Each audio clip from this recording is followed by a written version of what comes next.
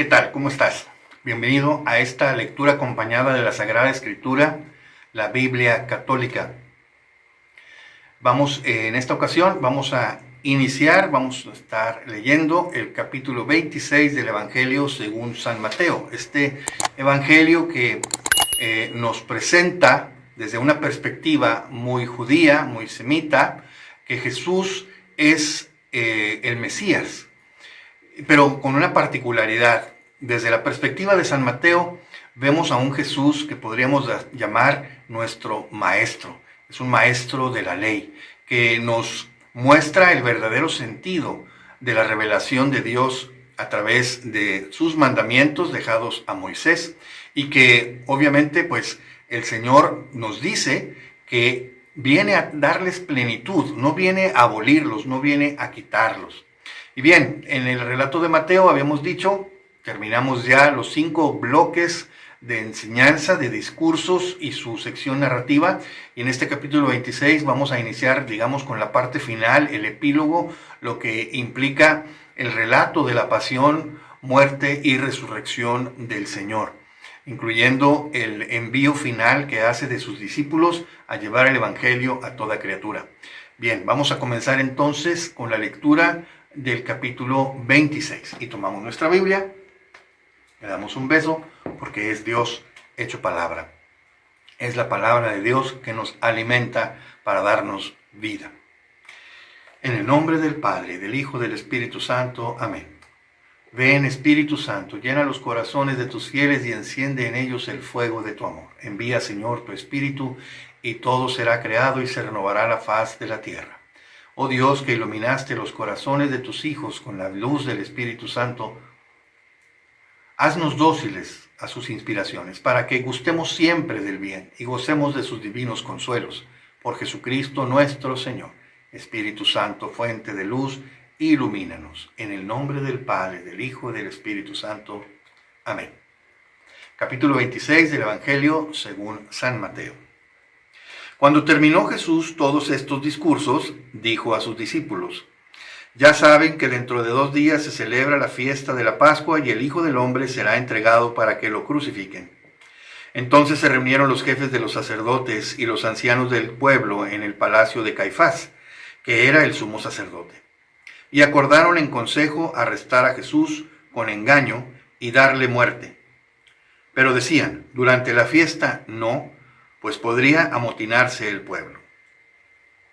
Se encontraba Jesús en Betania, en casa de Simón el leproso, cuando se acercó a él una mujer con un frasco de alabastro, lleno de un perfume muy caro, y lo derramó sobre la cabeza de Jesús mientras estaba sentado a la mesa. Al ver esto, los discípulos se indignaron y decían: ¿a qué se debe semejante derroche? Podía haberse vendido en un buen precio y haber dado el dinero a los pobres. Jesús se dio cuenta y les dijo: ¿por qué apenan a esta mujer? Ha hecho una obra buena conmigo. A los pobres los tienen siempre con ustedes, pero a mí no me tendrán siempre. Y al derramar ella este perfume sobre mi cuerpo, se ha anticipado a preparar mi sepultura. Les aseguro que en cualquier parte del mundo en que se anuncie esta buena noticia, será recordada esta mujer y lo que ha hecho. Entonces uno de los 12, el llamado Judas Iscariote, fue a ver a los jefes de los sacerdotes y les dijo: ¿qué me dan si les entrego a Jesús? Ellos le ofrecieron 30 monedas de plata, y desde ese momento buscaba una oportunidad para entregarlo. El primer día de los panes sin levadura, se acercaron los discípulos a Jesús y le preguntaron: ¿dónde quieres que te preparemos la cena de Pascua? Él contestó: vayan a la ciudad, a casa de fulano, y díganle: el maestro dice, se acerca el momento y quiero celebrar la Pascua en tu casa con mis discípulos. Ellos hicieron lo que Jesús les había mandado y prepararon la cena de Pascua. Al atardecer se puso a la mesa con los 12, y mientras cenaban les dijo: les aseguro que uno de ustedes me va a entregar. Muy entristecidos se pusieron a decirle uno por uno: ¿acaso soy yo, Señor? Jesús respondió: el que come en el mismo plato que yo ese me entregará. El Hijo del Hombre se va, tal como está escrito de él, pero ay de aquel que entrega al Hijo del Hombre. Más le valdría a ese hombre no haber nacido.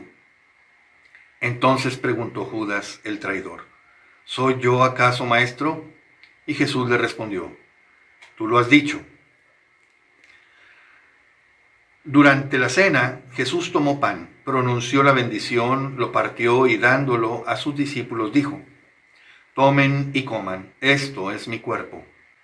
Tomó luego un cáliz y después de dar gracias, lo dio a los discípulos diciendo: Beban todos de él, porque esta es mi sangre, la sangre de la alianza que se derrama por todos para el perdón de los pecados. Les digo que a partir de ahora no beberé más de este fruto de la vid hasta el día en que beba con ustedes un vino nuevo en el reino de mi Padre. Y después de cantar los himnos salieron hacia el monte de los olivos. Entonces Jesús les dijo: Esta noche será ocasión de tropiezo para todos ustedes, porque está escrito: heriré al pastor y se dispersarán las ovejas del rebaño. Pero después de resucitar, me encontraré de nuevo con ustedes en Galilea. Pedro le respondió: Aunque seas ocasión de tropiezo para todos, no lo serás para mí. Jesús le dijo: Te aseguro que esta misma noche, antes que el gallo cante, me habrás negado 3 veces. Pedro le contestó: Aunque tenga que morir contigo, jamás te negaré. Y lo mismo dijeron todos los discípulos. Entonces fue Jesús con sus discípulos a un huerto llamado Getsemaní y les dijo: Siéntense aquí mientras voy a orar un poco más allá. Llevó consigo a Pedro y a los 2 hijos de Zebedeo. Comenzó a sentir tristeza y angustia y les dijo: Me muero de tristeza, quédense aquí y velen conmigo. Después, avanzando un poco más, cayó rostro en tierra y suplicaba así: Padre mío, si es posible, aleja de mí este cáliz de amargura. Pero no se haga como yo quiero, sino como quieres tú. Regresó junto a los discípulos y los encontró dormidos. Entonces dijo a Pedro: ¿De modo que no han podido velar conmigo ni siquiera 1 hora? Velen y oren para que puedan afrontar la prueba, pues el espíritu está bien dispuesto, pero la carne es débil. Se alejó de nuevo por segunda vez y volvió a orar así: Padre mío, si no es posible evitar que yo beba este cáliz de amargura, hágase tu voluntad. Regresó y volvió a encontrarlos dormidos, porque sus ojos se cerraban de sueño. Los dejó y volvió a orar por 3ª vez, repitiendo las mismas palabras. Entonces regresó donde estaban los discípulos y les dijo: ¿Todavía están durmiendo y descansando? Ha llegado la hora, y el Hijo del Hombre va a ser entregado en manos de los pecadores. Vamos, levántense, ya está aquí el que me va a entregar. Aún estaba hablando Jesús cuando llegó Judas, uno de los 12, y con él un gran tumulto de gente con espadas y palos, enviados por los jefes de los sacerdotes y los ancianos del pueblo. El traidor les había dado esta señal: Al que yo bese, ese es, arréstenlo. En cuanto llegó, se acercó a Jesús y le dijo: ¿Qué tal, maestro? Y lo besó. Jesús le dijo: Amigo, a lo que has venido. Entonces se abalanzaron sobre Jesús, lo agarraron y lo arrestaron. Uno de los que estaban con Jesús sacó su espada y dando un golpe al criado del sumo sacerdote, le cortó una oreja. Jesús le dijo: Guarda tu espada, que todo el que pelea con espada, a espada morirá. ¿O crees que no puedo acudir a mi Padre, que pondría enseguida a mi disposición más de 12 legiones de ángeles? Pero, ¿cómo se cumplirían las Escrituras, según las cuales tiene que suceder así? Luego se dirigió a la gente y dijo: Han salido a detenerme con espadas y palos como si fuera un bandido. A diario me sentaba en el templo para enseñar y no me arrestaron. Pero todo esto ha ocurrido para que se cumpla lo que escribieron los profetas. Entonces todos los discípulos lo abandonaron y huyeron. Los que arrestaron a Jesús lo llevaron a casa del sumo sacerdote Caifás, donde estaban reunidos los maestros de la ley y los ancianos. Pedro lo seguía de lejos hasta el palacio del sumo sacerdote. Entró y se sentó con los criados para ver cómo terminaba todo. Los jefes de los sacerdotes y todo el consejo de ancianos buscaban una acusación falsa contra Jesús con intención de darle muerte, pero no la encontraron, a pesar de que se presentaron muchos testigos falsos. Al fin se presentaron dos que declararon: Este ha dicho, puedo destruir el templo de Dios y reconstruirlo en 3 días.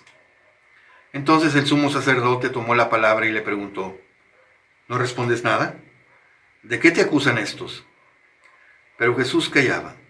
El sumo sacerdote le dijo: Te conjuro por Dios vivo, dinos si eres tú el Mesías, el Hijo de Dios. Jesús le respondió: Tú lo has dicho.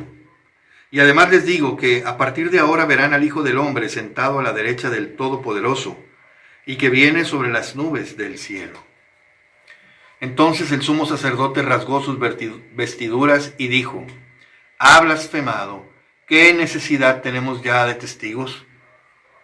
Acaban de oír la blasfemia. ¿Qué les parece? Ellos respondieron: merece la muerte. Entonces se pusieron a escupirlo en la cara y a darle bofetadas. Otros lo golpeaban, diciendo: Mesías, adivina quién te ha golpeado. Pedro estaba fuera, sentado en el patio. Se le acercó una criada y le dijo: Tú también estabas con Jesús el Galileo. Pero él lo negó ante todos, diciendo: No sé de qué me hablas. Salió después al portal. Lo vio otra criada y dijo a los que estaban allí: Este andaba con Jesús de Nazaret. Y por 3ª vez negó con juramento: Yo no conozco a ese hombre. Poco después se acercaron a Pedro los que estaban allí y le dijeron: No hay duda de que tú eres uno de ellos. Se nota en tu acento. Después él se puso a maldecir y a jurar: No conozco a ese hombre. Inmediatamente cantó un gallo. Pedro recordó lo que Jesús le había dicho: Antes que cante el gallo me habrás negado 3 veces. Y saliendo afuera, lloró amargamente. Palabra del Señor. Gloria a ti, Señor Jesús. Muy bien, pues vamos a ver ahora el comentario para el capítulo 26 del Evangelio según San Mateo.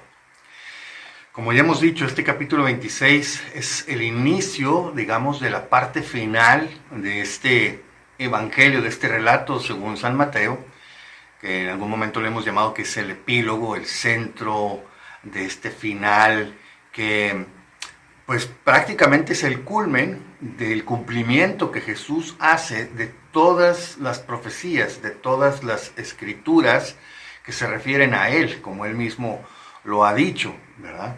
Todas las escrituras se refieren a mí, dan testimonio de mí. Pues bien, esta parte entonces del capítulo 26 al 28 es el culmen del cumplimiento de las profecías sobre el Mesías, el que había de venir para salvarnos a todos, a salvarnos del pecado y cumplir la voluntad del Padre cabalmente. Ser el hombre que verdaderamente es inocente y el cual paga por todos para nuestra salvación, por todas las transgresiones que la humanidad ha hecho contra Dios. Y bien, nos dice el credo, ¿verdad? A nosotros los católicos, nos dice la Iglesia, decimos que el Señor se encarnó en María la Virgen, ¿verdad? Y se hizo hombre, y por nuestra causa fue crucificado en tiempos de Poncio Pilato, que padeció y fue sepultado y resucitó al 3er día, según las Escrituras.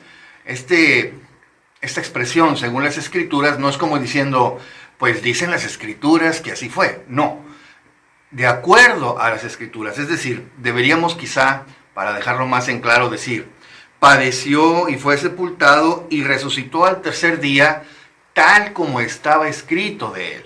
Es decir, Jesús cumple las profecías, Jesús cumple las Escrituras. Y este capítulo 26, 27 y 28 de San Mateo es este relato central del cumplimiento de la voluntad del Padre, de que todos los hombres se salven y lleguen al conocimiento de la verdad. Entonces, nos dice el capítulo 26, bueno, comienza con este proceso de la conspiración contra Jesús, que después, pues Jesús al llegar a Jerusalén se va a enfrentar al rechazo frontal de las autoridades judías, un rechazo que ya venía él acumulando desde su vida pública, desde el comienzo, en estos 3 años de vida pública, que bueno, sabemos que fueron 3 años precisamente por el Evangelio según San Juan, que nos narra 3 años en los que Jesús sube a Jerusalén para celebrar las fiestas de la Pascua específicamente. Y bueno, de aquí sacamos que fueron 3 años de Jesucristo en su ministerio mesiánico, ¿verdad? Después de haber vivido toda su infancia, adolescencia y digamos adultez joven, ¿no? En lo oculto, ¿no? De Nazaret, trabajando como carpintero, como el hijo del carpintero, sosteniendo a María, ¿verdad? Porque, bueno, sabemos que José desaparece de la escena para cuando Jesús inicia su vida pública. Y bueno, sabemos que pues hay una razón muy clara de por qué tenía que ser esto así, y es que como Jesús dentro de esta predicación del reino de los cielos va a hablar de su Padre Celestial, pues hubiera causado, de hecho, como sucede con la gente de su pueblo, una contradicción si él hablara de que es hijo de Dios, hijo del Padre Celestial, enviado por el Padre Celestial, mientras José estuviera presente, ¿no? Como el padre legal y diríamos su padre humano ante pues toda la sociedad, ¿no? Entonces, bueno, pues José cumplió su momento, cumplió su misión y pues sale, digamos, de la escena para que Jesucristo pueda realizar su ministerio mesiánico, ¿verdad? Y bueno, este capítulo 26, como decíamos, ya viene con este relato de cuando Jesús realmente ya llega al culmen de su ministerio a Jerusalén para enfrentarse, como ya dije, frontalmente al rechazo de las autoridades, y no diríamos solamente de la cuestión de las autoridades, sino básicamente enfrentar todas las estructuras de pecado, todas las estructuras de esta pretendida justificación a través de lo exterior, a través de las obras de la ley, algo que San Pablo va a desarrollar mucho en su teología y en toda la exposición de sus cartas, sobre todo aquellas que tratan de la justificación, específicamente la carta a los Gálatas, que es un primer ensayo, y después la carta a los Romanos, donde de una manera mucho más extensa va a tratar este tema. Pues bien, Jesucristo viene a salvarnos de las estructuras de pecado.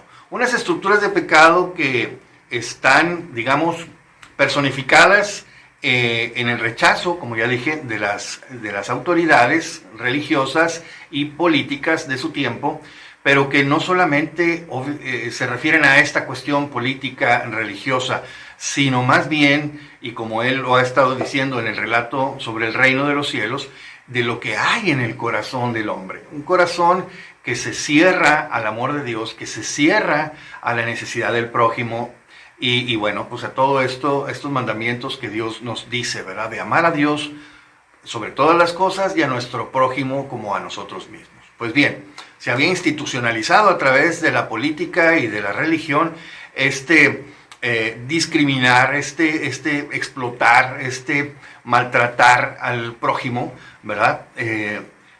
Etiquetándolo, digamos, y acusándolo de sus propias debilidades, acusándolo de sus propias faltas, como justificando el por qué eran maltratados, ¿no? Por ello. Es decir, ustedes como están llenos de pecado y de faltas, pues ustedes merecen ser explotados y ser maltratados y ser discriminados, etc. Entonces Jesús viene y se enfrenta a estas estructuras, digamos, sociales de pecado, pero que tienen su origen en un corazón cerrado al amor de Dios, en un corazón cerrado a la palabra de Dios que nos dice, ama a tu prójimo como a ti mismo, ¿verdad? Ama a Dios sobre todas las cosas, perdona las ofensas, todo esto que Jesús nos ha hablado en su relato del reino de los cielos, en su enseñanza sobre el reino de los cielos. Y bueno, el capítulo 26, vamos empezando a comentar lo que aquí nos dice. Básicamente pues habla de este momento de la conspiración contra Jesús, en la que Judas, una vez que llegan a Jerusalén, pues Judas busca llevar a Jesús ante el Sanedrín, pero ciertamente Judas no esperaba que Jesús fuera juzgado y condenado a muerte. Judas era más bien pues una persona oportunista, ¿no? Que como los demás apóstoles también buscaban la primacía, buscaban ser gente, digamos, de importancia, diríamos coloquialmente, buscaban un hueso, ¿verdad? Del cual estar ahí, del cual estar comiendo, del cual estarse beneficiando, desde el punto de vista político, ¿no? Estar dentro de los ministros del gran rey, un rey que vendría después de ver Judas, pues todos los milagros que hacía Jesús y todo esto, pues él contaba con que se manifestaría así una vez que fuera presentado ante el Sanedrín, pero pues él, como estaba muy movido por la cuestión económica, pues busca sacar una ventaja y les va y les dice al Sanedrín, bueno, ¿cuánto me dan si se los entrego? Buscaba él sacar una ventaja, pero también esperaba que Jesús, al manifestarse, demostrara su mesianismo y fuera proclamado rey, y que él, Judas, digamos, junto con el resto de los apóstoles, pues se beneficiarían públicamente, políticamente, de esta situación. Algo que finalmente, por supuesto, no sucede. Pero, bueno, pues Judas está en esa tesitura, ¿verdad? Porque Judas no ha entendido, no ha abierto su corazón al mesianismo de Jesús, al mesianismo verdadero, este mesianismo espiritual, y espera al Mesías también político, caudillo, que ayudaría al pueblo de Israel a sacudirse la égida de los romanos. Y bien, nos dice capítulo 26, cuando Jesús terminó todos estos discursos, le dijo a sus discípulos, ya saben que dentro de 2 días se celebra la fiesta de la Pascua y el Hijo del Hombre será entregado para que lo crucifiquen. Entonces se reunieron los jefes de los sacerdotes y los ancianos del pueblo en el palacio de Caifás, que era el sumo sacerdote, y acordaron en consejo arrestar a Jesús con engaño y darle muerte. Pero decían, no durante la fiesta de la Pascua, pues podría amotinarse el pueblo. Un pueblo que pues veía en Jesús también una manera de beneficiarse, pues porque a través de la multiplicación de los panes les había a ellos quedado claro pues la utilidad de este Mesías que multiplicaba el pan y que acababa con el hambre y el dolor por todas las enfermedades que había curado. Entonces, pues sí, el pueblo lo tenía en gran estima, pero sabemos más adelante el pueblo ese mismo que tanto lo estimaba, pues se volteará contra él a instancias de las autoridades judías. Se encontraba Jesús en Betania. Betania, un pueblo que está relativamente cerca, a unos cuantos kilómetros, entre 5 y 10 kilómetros por ahí de Jerusalén. Y entonces, bueno, Jesús llegaba allí y se hospedaba regularmente en la casa de sus amigos Lázaro, María y Marta. Dice, en esta ocasión él estaba en casa de Simón, el leproso, cuando se acercó a él una mujer con un frasco de alabastro, lleno de un perfume muy caro, y lo derramó sobre la cabeza de Jesús mientras estaba sentado a la mesa. Al ver esto, los discípulos se indignaron y decían, ¿a qué se debe semejante derroche? Podía haberse vendido en un buen precio y haber dado el dinero a los pobres. Este comentario que nos hace aquí Mateo en San Juan, si mal no recuerdo, va a ser más evidente que es Judas el que hace esta apreciación, ¿verdad? No tanto porque le importaran los pobres, dice San Juan, sino porque él era el encargado del dinero y robaba de lo que caía allí en la bolsa. Y entonces ahí habla él de que se podía haber vendido en más de 300 denarios. Recordemos que el denario era prácticamente el salario de un día de trabajo. Entonces, imaginen ustedes la cantidad de dinero de la que estamos hablando. Una cantidad de dinero que prácticamente equivaldría al trabajo de 300 días, casi todo un año, ¿no? Y bien, dice, Jesús se dio cuenta de ello y les dijo, ¿por qué apenan a esta mujer? Ha hecho una obra buena conmigo. A los pobres los tienen siempre con ustedes, pero a mí no me tendrán siempre.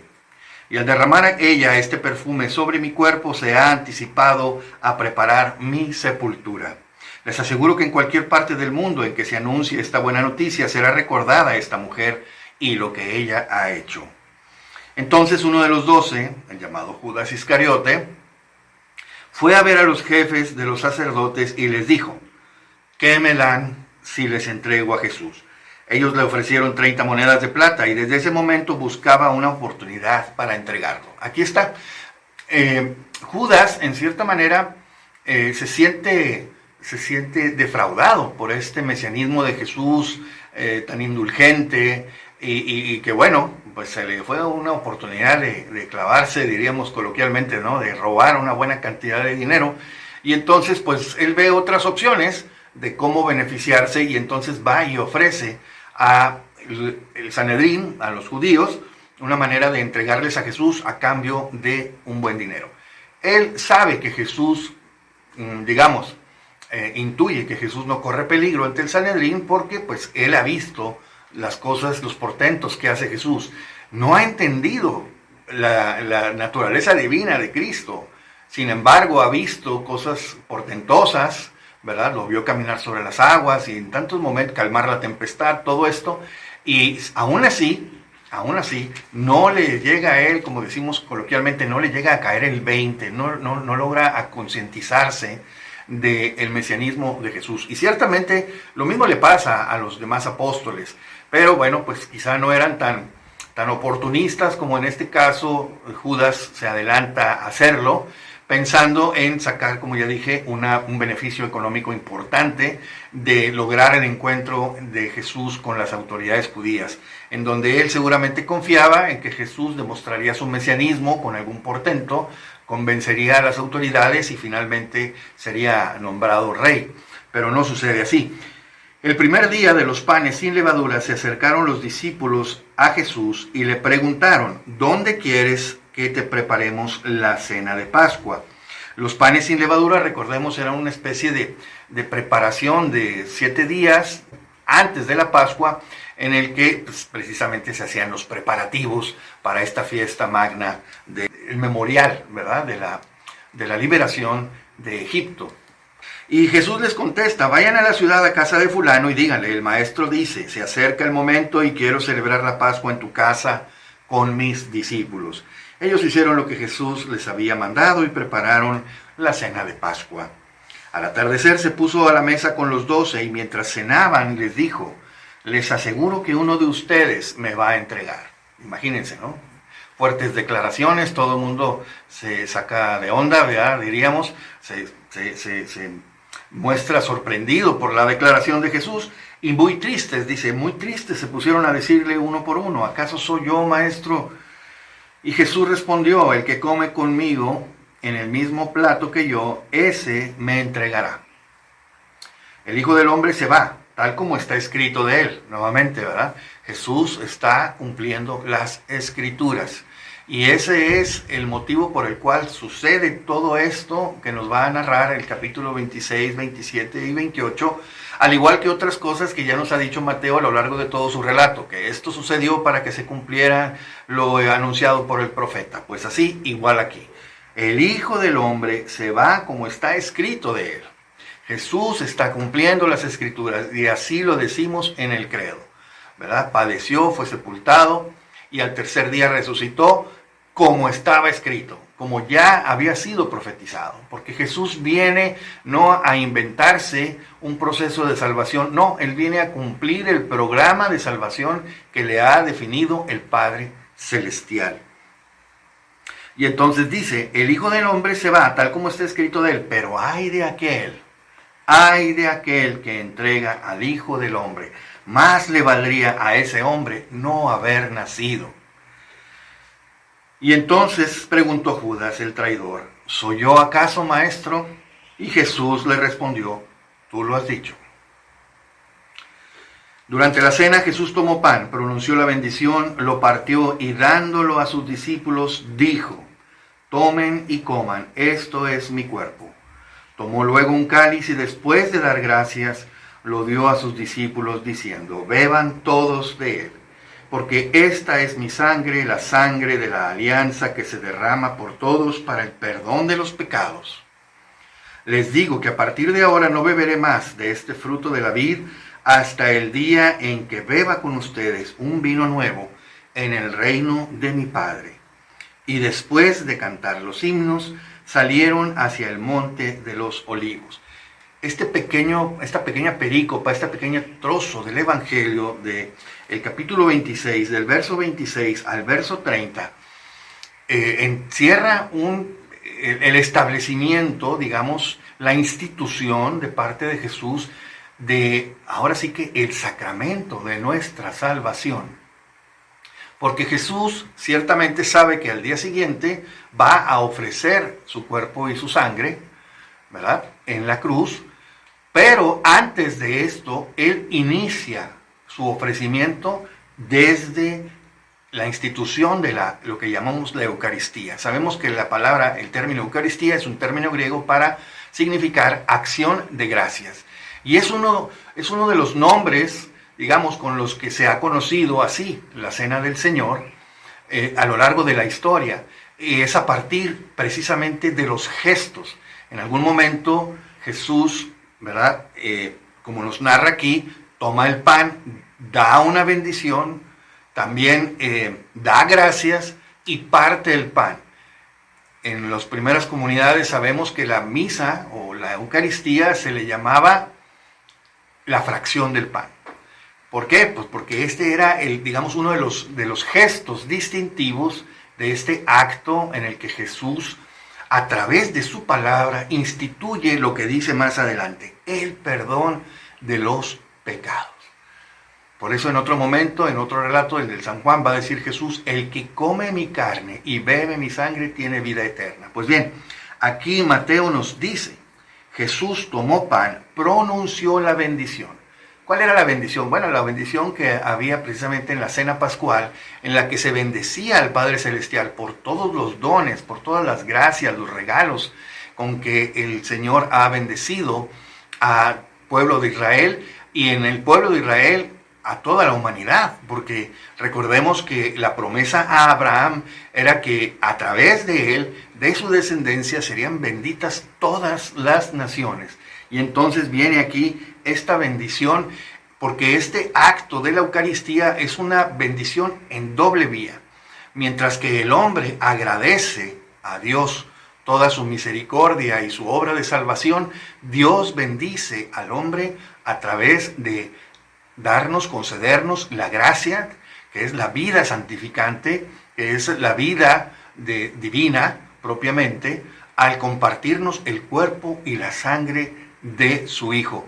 Esto es lo que dice Jesús: esto es mi cuerpo, tomen y coman. Allí hay un mandato: tomen y coman.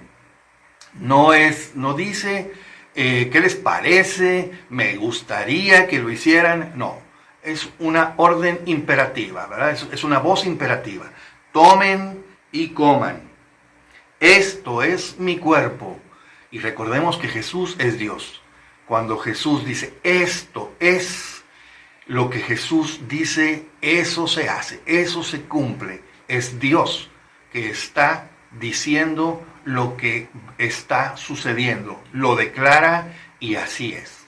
Y esta ha sido la fe de la Iglesia desde entonces, desde ese mismo momento en que Jesús lo pronuncia estas palabras, y que más adelante en la tradición de Antioquía, vamos a ver que la tradición de Antioquía está representada por el relato de la última cena en San Lucas y en la primera carta a los Corintios. Ya sabemos que Pablo y Lucas pues eran, como quien dice, del mismo equipo evangelizador, mientras que Mateo y Marcos pues son, digamos, de la tradición palestinense, así se les conoce también como la tradición de Palestina.